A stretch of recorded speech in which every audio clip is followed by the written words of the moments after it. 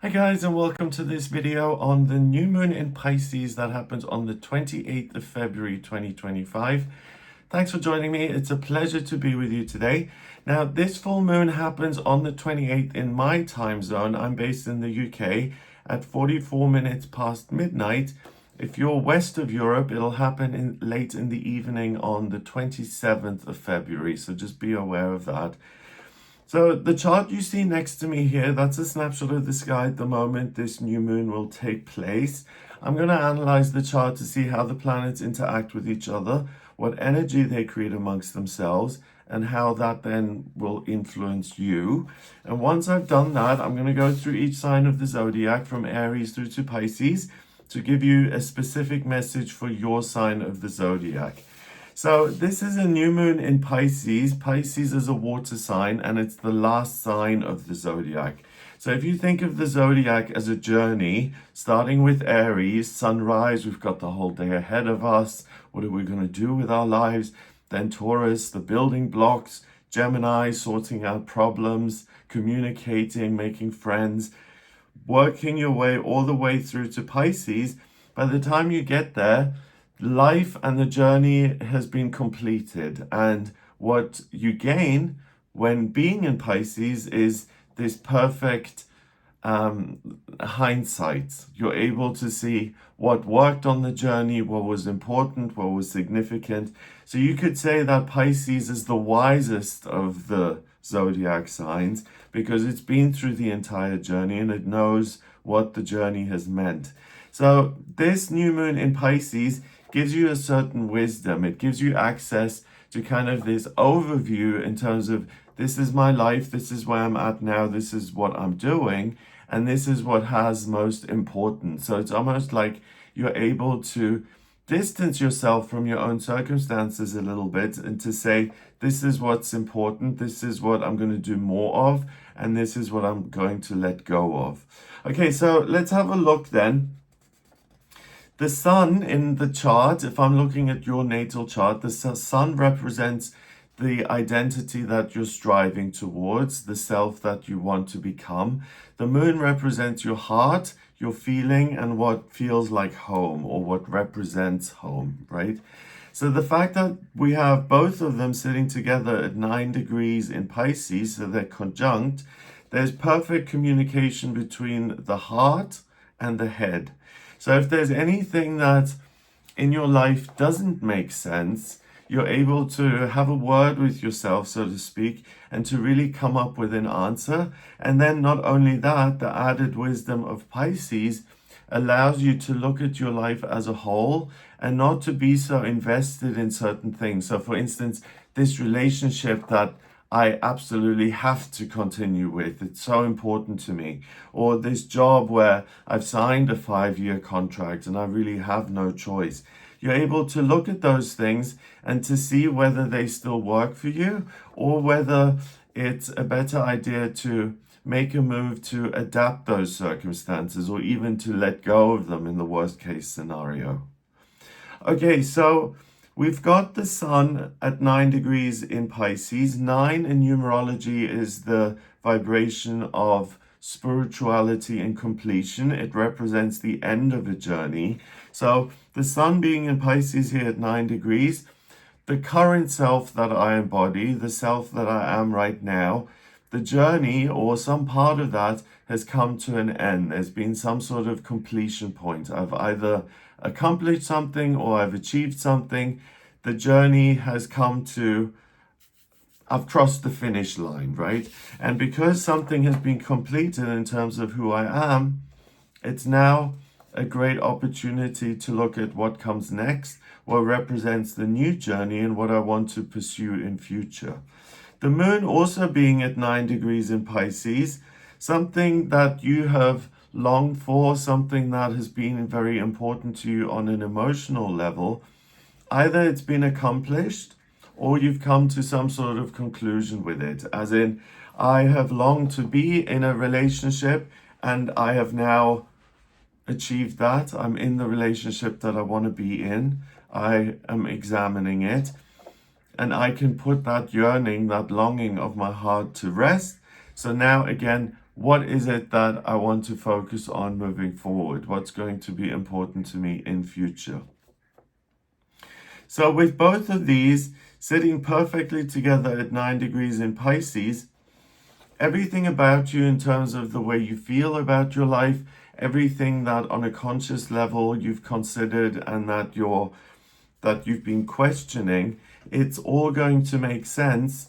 So again, if there have been areas in your life where you really have felt like, I have no clue what I'm doing, I don't know what my life purpose is, I don't know what I'm supposed to be doing in work, I don't know whether I'm better off being single or whether I am more comfortable being in a relationship, I don't know whether I should live in this country or I would feel better and I would thrive if I moved to another country, for instance.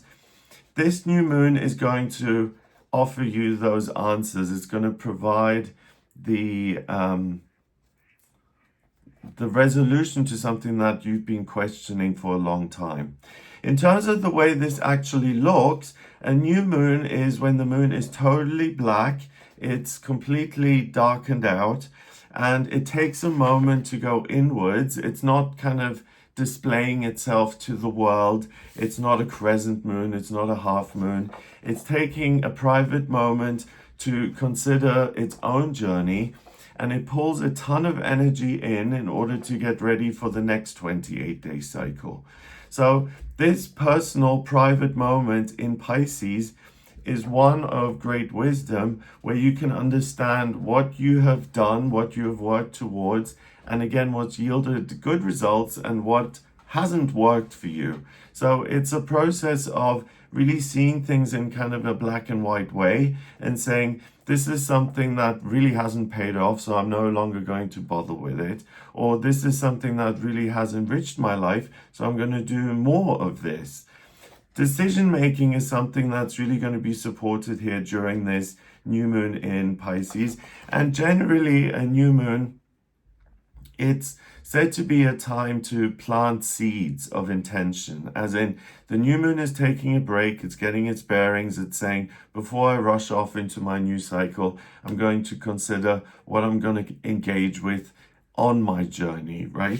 And we get to do the same thing. We get to take a private moment for ourselves. So if you're someone who's very busy, let's say you've got 5 kids and the house is always very loud, or you work a lot of hours, an 80-hour week, and you barely get a moment for yourself, try to get a few minutes or 5 minutes or 10 minutes or whatever it may be to be by yourself and to ask yourself the bigger questions, as in, before I solve the next problem, or before I, go grocery shopping, or before I do I go to the doctor and I request a prescription or whatever it may be.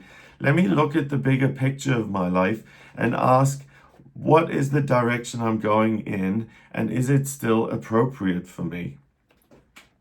So this new moon, I think you'll feel this most strongly on the 28th, but a new moon is a 3-day experience. The moon doesn't just go pitch black at 1 minute and then it's over and done with.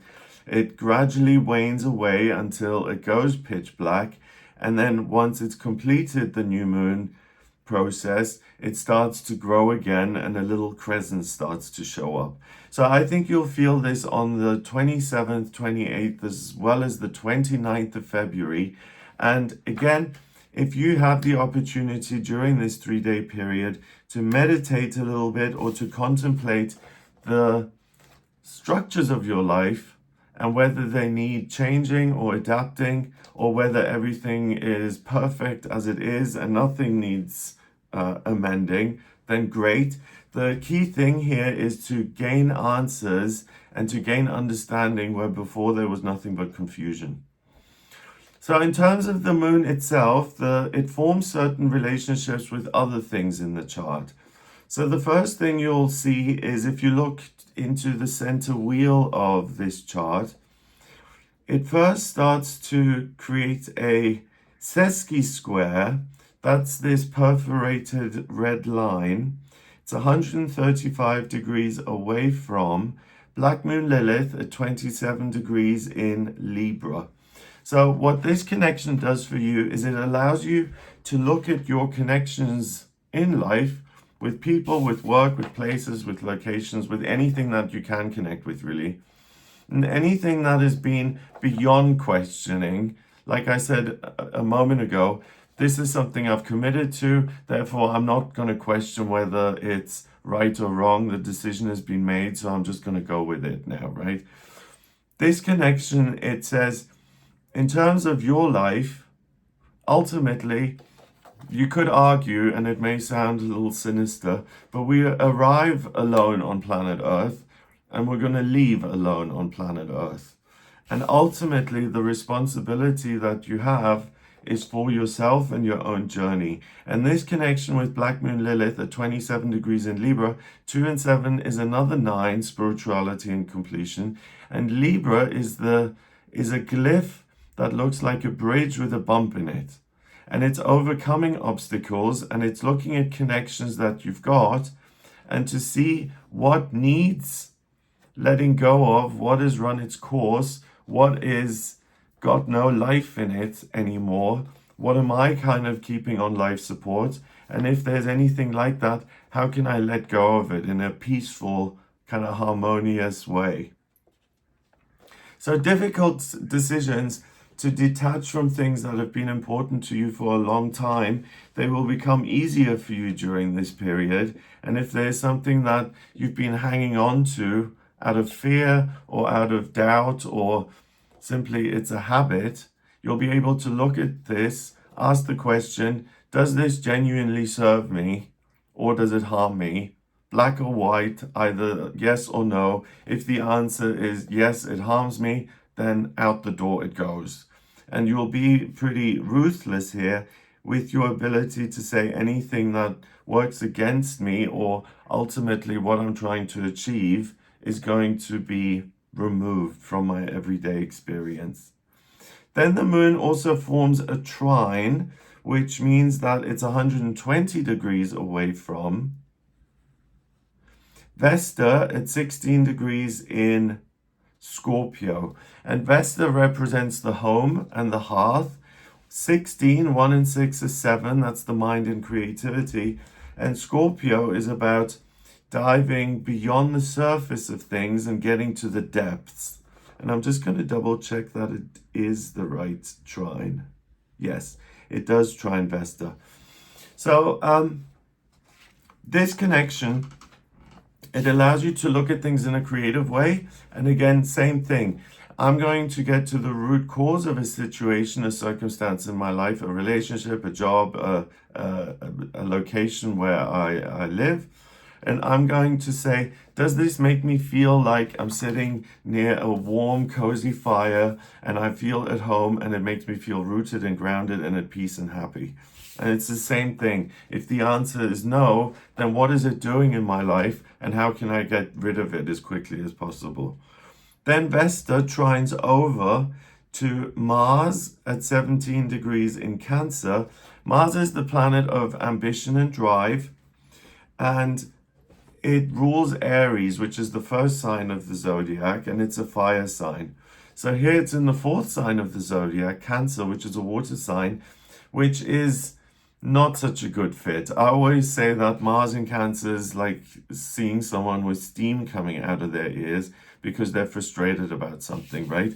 Because Mars in Cancer is forced to tend to things. It's forced to use all of its ambition and drive, not to achieve its own goals, but to nurture and to take care of something. And it's 17 degrees here. 1 and 7 is 8. That's power and strength and numerology. In Cancer, it is very, very good at taking care of you and what really works for you and what you're unable to let go of. And it's going to say, calm down for a minute, loosen your grip. I've got this. You don't need to take the wheel all the time. You can trust that certain things will be done for you by connecting to your intuition, to your higher self, to the higher realms, whatever you want to call it. And that help and support and guidance is available to you. So Mars in this placement is really like a loving parent, which shows up and says, hey, if you're hanging on to something that doesn't help you and you find it impossible to let go of this thing or this person or this addiction, I'm here to help during this new moon in Pisces. I'm giving you the bigger picture. I'm allowing you to look at the long term of your life rather than just the present moment, the details of the here and now. And I'm going to help you do the most loving and caring thing for yourself. And if it means letting go of something, then so be it. And if it means nurturing it and tending to it and expanding it and bringing more of it into your life, then that's okay too. But it depends on the relationships that you formed in your life. This new moon really is an opportunity to shake all of that up and to detox anything that doesn't help you and to make space for good things to come in. And what's also interesting is that next to Mars, you can see Hades at 13 degrees in Cancer. Hades in a chart is really the thing that you don't want to look at. 1 and 3 is 4, structure and security. And in Cancer, again, what are the structures that I have embraced and brought into my life that I really don't want to evaluate, I really don't want to consider? Sitting next to Mars here, it's the same thing. If you've let someone or something into your life that has no business or no place being there, both of them are going to help you let go of those things, and not just let go, but force them out if needed. Mars in Cancer then trines back to the new moon in Pisces. And if you look at this, it forms a grand trine. So it's a big blue triangle via the new moon in Pisces, Vesta in Scorpio, and Mars in Cancer. And a grand trine in a chart, whether it's in your natal chart or a chart of an event like this, it represents a major gift, it represents a major talent.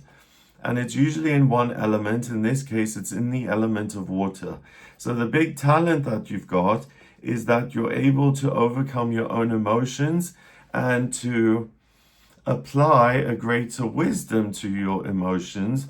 And the argument there is, you know, if you just live your life based on what you're feeling in every moment, then you're going to go from this to that, and you're going to have a life that's very inconsistent, because our emotions are like waves, right? Sometimes it's high tide, sometimes it's low tide, sometimes the waves are huge, sometimes they're low.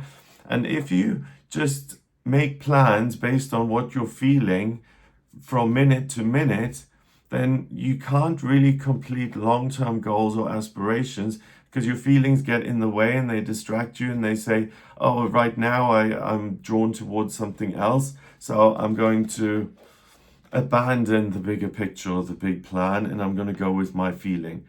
So the grand trine in this case, it gives you the opportunity to let that greater wisdom rule and to say, we are taking charge of ensuring that any kind of bad habits you've picked up along the way, or anything that's attached itself to you, you could argue, you know, if you're talking in spiritual terms, it could be things like earthbound entities, or you've tolerated work conditions which really are not suitable for you. There's going to be this parental energy that comes in and that says, you deserve better than this, you can do better than this is not helpful, and I'm going to help you let go of things that don't work, and I'm going to encourage you to move towards things that are positive and that help you thrive and grow in a way that I, as a parent, Mars in Cancer, would like to see for you. So you can trust that the universe has your best interest at heart here. And if you get a message internally by your intuition, or you have a dream, or you see a sign while you're driving, really pay attention to those messages, because they're designed to allow you to live a better life. If we're going back down to the new moon here, it creates another relationship. It opposes the midheaven in Virgo at 13 degrees. So that opposition, the midheaven in a chart and a natal chart, a chart like the one you see next to me here, it's like a clock, right? The ascendant or the rising is sunrise, the midheaven is noon, the descendant is sunset, and the IC is the middle of the night. So the midheaven noon, the thinking behind that is that most people are up and about at noon, and they're doing something that they would do when they have the most energy and they're most active. So in a natal chart, it often indicates what your vocational aptitudes are. In this case, we've got the new moon in Pisces giving you this greater wisdom, and it opposes Virgo at 13 degrees via the midheaven, and it says the structures and the securities that you've got in your life, where in the past it's been wise to embrace those and to build them into your life, we're going to now revisit that and see whether it's still wise. So as you can tell, I'm repeating myself, but there are a lot of things here that are saying reevaluate the things that exist in your life that you've given time to and that show up in your everyday routine. And if they no longer make sense, then it's time to upgrade. It's time to let go of things that don't work. And it's time to do a spring clean, basically, and to throw things out of your life that have no business being there. Then if we're going down to the moon again, it forms a square with Jupiter 12 degrees in Gemini. A square in a chart represents that there's friction between these two heavenly bodies. And the moon creates friction with Jupiter, the planet of growth and good luck and good fortune. At 12 degrees, 1 and 2 is 3, communication, new beginnings. And Gemini is the sign of the problem solver, the communicator. It's ruled by Mercury, the communication planet. So it's able to articulate very well what it's thinking, what it's feeling. So here with this connection to Jupiter, it's almost like a door opening that says all the things that we have now identified that aren't helpful, that actually harm the self on a day-to-day basis, we're going to send them through that door and we're going to wave them bye-bye. Jupiter then squares back up to Virgo, midheaven, and it's the same thing. It's this reevaluation leads to a spring clean and an opening in your life where you can kind of flush things down the drain that you no longer want to engage with. Let's see if the moon forms any other relationships. Square, trine, opposition, another trine. The sesqui square. Okay, so I've mentioned the relationships in that regard, but sitting near the new moon, we also have Saturn. I use 10-degree orbs, so for something to be conjunct or for something to be said to be sitting on top of another planet, I use a 10-degree orb, right? So technically, if Saturn was at 19 degrees, it would be conjunct to this new moon. But it's at 20 degrees, so it's 11 degrees away.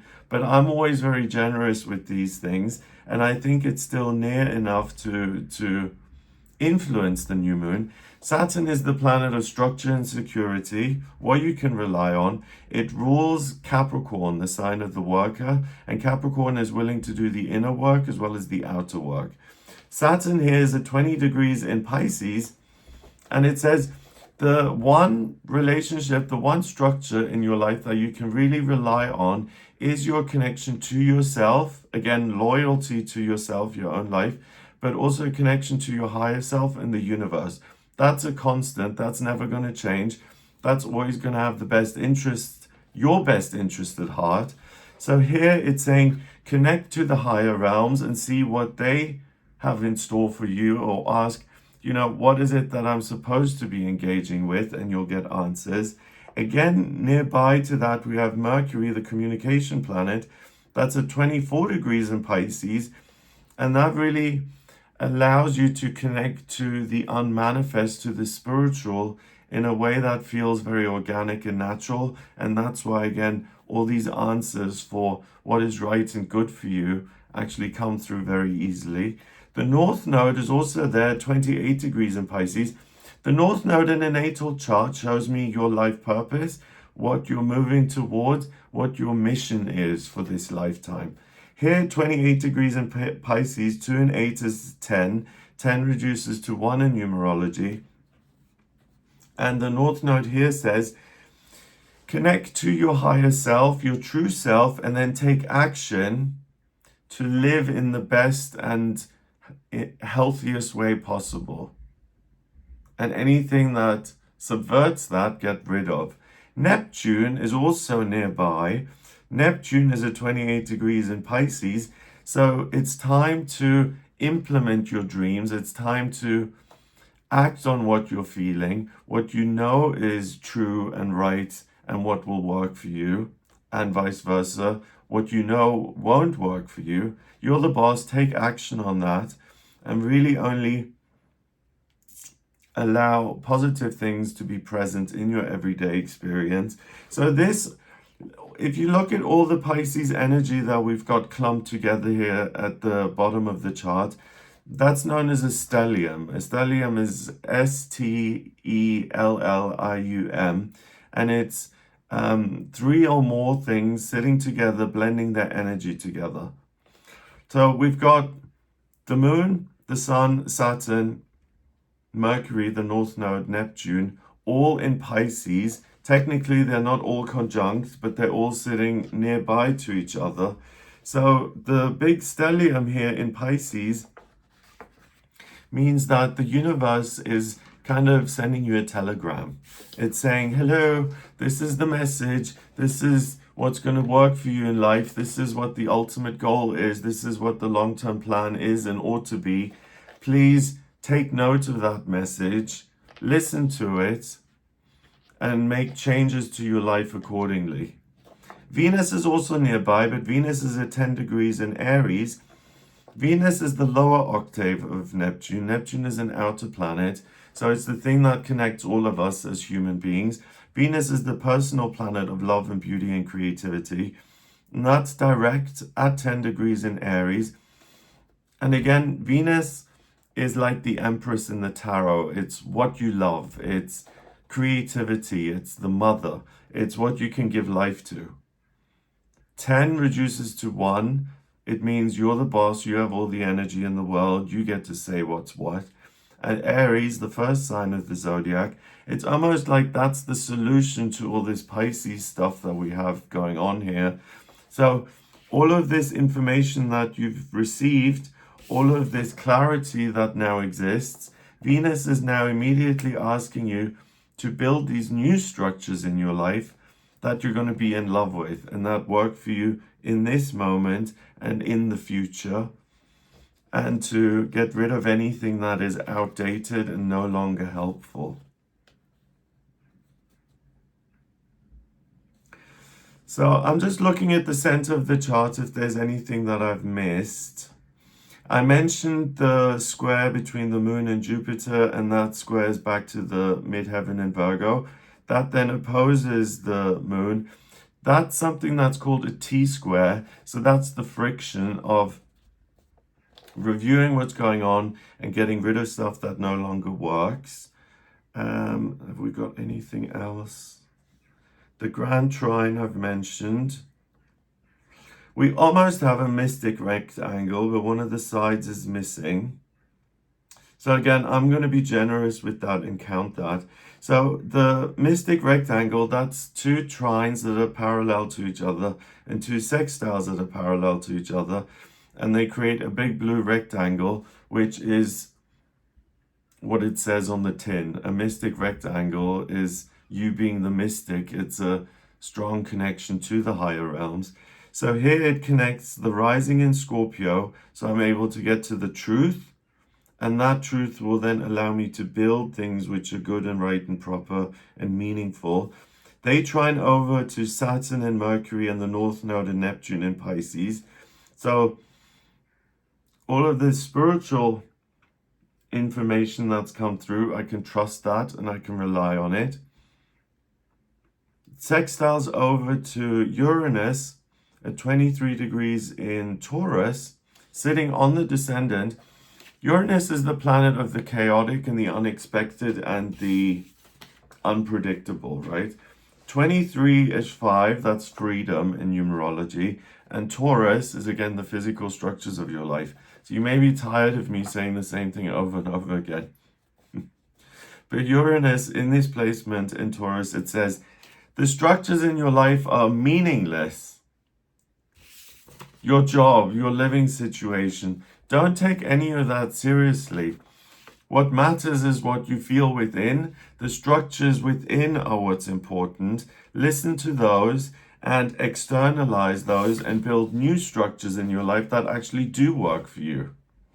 So if you're sick of your daily routine, if you don't want to live in the town that you live in anymore, if you don't want to live in a relationship where you feel unappreciated and unseen, but you've been unable to extricate yourself from that situation, this new moon offers you the courage and the confidence and the sense of being supported by the higher realms to make that decision and to say, enough already, I don't want to live here anymore, I'm going to move.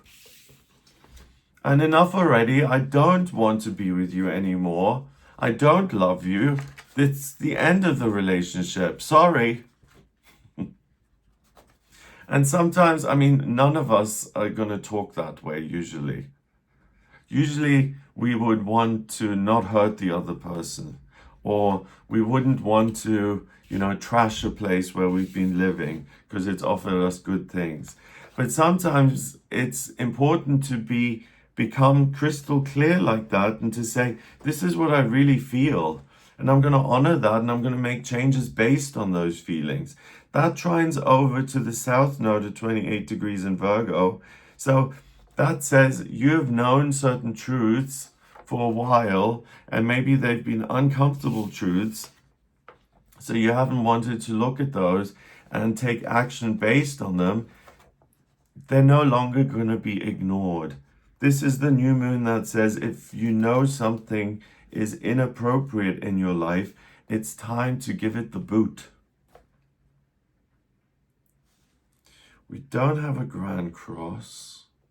Do we have a kite? Yes, we do have a kite. A kite is a grand trine, the big blue triangle, with 2 sextiles on top of it. It's a talent that's elevated to the next level. It's like an actual kite. If someone's flying a kite on the beach, everyone on that beach will be able to see that kite. It's like a symbol of hope. It's something that has a huge influence on everyone else, usually a positive influence, unless that kite crashes into someone else. So it's the grand trine in water, and then it sextiles back up to the midheaven in Virgo. So it's water and earth. So both of those are feminine elements, and it's about you receiving things. So water is, I'm receiving knowledge and understanding via the higher realms. Virgo, earth, I've received things in a practical sense. So I have seen the pattern in this relationship. I know the town that I live in. I'm familiar with it. I can read the signs. The combination is that you have such a great talent here now, like a kite, to fly beyond your circumstances, to transcend them, and to fly away into circumstances that you actually want to be engaged with. So I will move. I will end this relationship. I will find a new job. I will stop eating in a certain way. I will change my appearance if I'm no longer happy with it. I'm going to get rid of the friend who always puts me down. All of those kind of things. Okay, so that's the chart. I hope that gives you an idea of the new moon in itself. Let's look at each sign of the zodiac, starting with Aries. Aries, for you particularly, expect to hear the voice of the divine and for it to give you some answer to an ongoing problem in your life and how you can solve that problem. If needed, it will also reveal your life purpose and what you can do in order to live that life purpose and to accomplish it.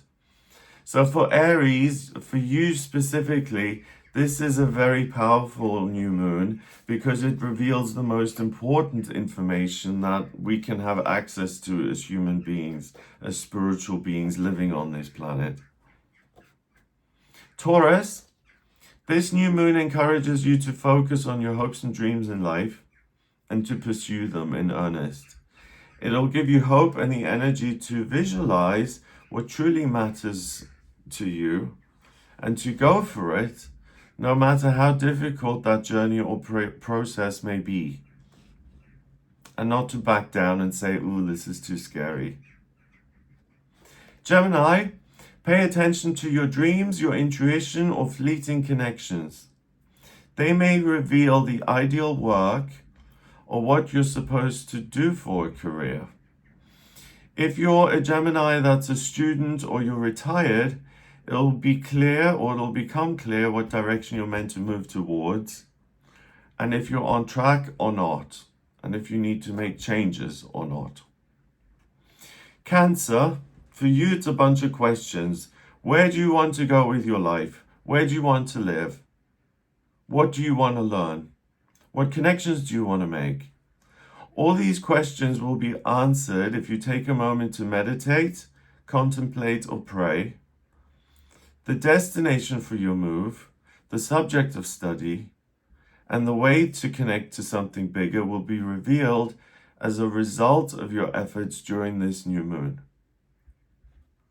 Leo, you will find the answer to an official problem by looking within. That may sound counterintuitive, but you may come to the conclusion that the legal battle, for example, is no longer worth fighting, and you give up on it, or that work that needs doing simply needs to be completed and procrastination is no longer helpful. You may also receive an answer from an official body, so an institution, a university, the tax people. So if you've applied for something or submitted a request, so it could also be a publisher, you may find that you get your answer on this day and that the process concludes. Virgo, you may find that you start a new relationship during this new moon. It could be a chance encounter that turns into a friendship or even something more serious. You may also find that if you've given up on connection, that you've thrown in the towel when it comes to what is possible for you, hope is restored, and you're given the power to change your mindset and to start again with a sense of hope and optimism that things that have seemed impossible actually are possible, even if you've had years of trying and not getting what you want. Libra, the structures of your life will come under scrutiny and you will examine your daily routine, what and who you rely on, how you treat your body, and what is conducive to longevity and what is harmful. You'll be able to identify these polarizing opposites, and you'll be able to let go of what doesn't support you, making space for good and helpful structures to emerge or to come in. Scorpio, you may fall in love during this new moon. It may be with a new area of interest, a new pet, a new type of work, or an actual person. Ultimately, it's a new beginning in your relationships, and a wonderful, divine new relationship comes into your life that's going to bring you a lot of joy and happiness. So congrats, Scorpio. Sagittarius, you'll have the opportunity to be there for someone close to you and to offer them love and support. So to be the parent for them in a roundabout way. You'll be able to do something for yourself that gives you a greater sense of belonging and security in life. Whether that's the decision to move to a place that offers a greater sense of connection, or a way to create more prosperity, or to find a greater closeness with someone you love, This new moon will feel like a homecoming for you. Capricorn, the muses will whisper in your ear and you'll discover a new creative venture, a fresh idea you want to express, or a solution to a chronic problem. If you work creatively, spend as much time as you can creating. You'll be amazed by your own output and by the wealth of information that emerges from within you. Aquarius, you will find the solution to a financial obstacle that's been plaguing you, and you'll figure out how you can bring more abundance into your life. So that may come in the shape and form of a new job offer. It may be a relative being willing to lend you the money to purchase a home, or it may be a promotion or salary increase. Expect to be better off financially by the end of this new moon than you were to begin with. Pisces, this is your new moon, and questions you've had about yourself will be answered, and things you've not been able to overcome within yourself will finally come to a satisfying conclusion. It could be in the realms of the intellect, spirituality, or your physical self. So anything about you that hasn't made sense or that you haven't been able to resolve, you'll find a way to resolve that now. If you've felt blocked in any of these areas, the intellect, spirituality, your physical self, the blocks will fall away and you can emerge into a new version of yourself that you've dreamt of becoming. If you've wanted to upgrade yourself, Pisces, this new moon allows you to do that. So that's what I get for you guys here during this new moon in Pisces on the 28th of February. I hope that gives you something to go on. If you would like a personal reading with me, please get in touch via the website, gregoryscott.com. And in my personal readings, I use astrology, the tarot, numerology, and my intuition. I combine all of those things to answer any questions you may have. The way the chart was next to me here for the first half of the video, I draw up your birth chart, which is also that wheel with the planets being in certain placements. What I need to do that is your place of birth, date of birth, and time of birth. If you don't have the time of birth, that's not the end of the world. I can use sunrise. Although if I use sunrise, then the rising sign or the ascendant is off, and so are the house placements. So because of that, there's a process called chart rectification, where you send me 10 or more significant life events, and I can manually work out your time of birth, and then the ascendant and the house placements are accurate. If you want to find out more about yourself, what are your strengths and weaknesses? What is your life purpose? What is what's destined for you in relationships and in finance and in spiritual development, friendships, travel, education, work, hopes and dreams? Any questions like that I can answer by looking at your natal chart. To see what's coming up in future, I look at the progress chart and the transits.